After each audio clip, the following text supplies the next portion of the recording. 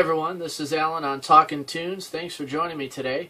Have a review, discussion, rating of the new FreddeGredde album called Brighter Skies. Now FreddeGredde, whose name is Fredrik Larsson, is probably best known for being part of the YouTube video viral revolution with some of his videos around 2009-2010. He put together some themed medleys and some covers, probably best known for the 32 songs in 8 minutes and the TV theme medley, of course others after that. Well, along the way he also released some original music, a song called Beside Me and a video for Vampire Bride. Two of these songs were original music and in the progressive rock style. That's his favorite genre of choice and the music he enjoys the most.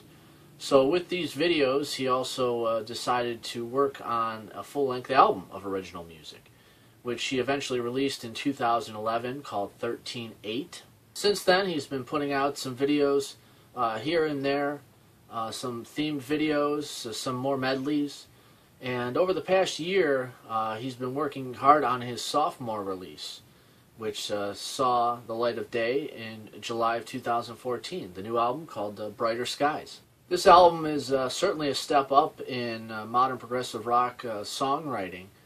Very mature second album for Fredrik Larsson. It's a fantastic modern prog album that perfectly blends styles of progressive rock, progressive metal, and touches of progressive folk. The album is full of folk-like melodies, kind of seen through a symphonic lens. I find myself humming or singing the melodies a lot after I'm done listening to the album. So they're very catchy, but the album also weaves in and out of odd time signatures very effortlessly, and this is something that Fredrik Larsson is very, very good at. You'll be in one time signature, move on to another without almost even knowing it. Usually when you think of odd time signatures, you think a lot of avant-prog or some off-the-wall stuff, but here he does it very gracefully. Is probably the best way to put it. There's a nod to classic progressive rock bands such as Genesis. I hear a lot of Genesis influenced passages, especially on the track Ocean Mind. You hear some pieces that could be part of the album Wind and Wuthering, of course Genesis album from 1976-77. And there's obviously a lot of modern prog touches similar to bands like Beardfish IQ.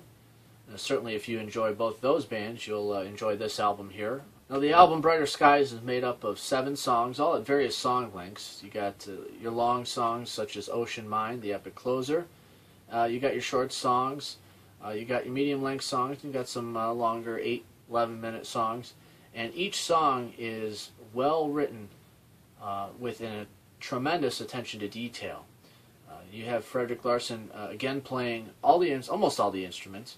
He plays guitar, all the guitars, bass, keyboards, and the drums are handled masterfully by Louis Abramson of Jolly, and there's a fantastic flute passage on the track The Tower by Zuzana Vanekova, and that's one of the highlights of the album, in my opinion, the track The Tower.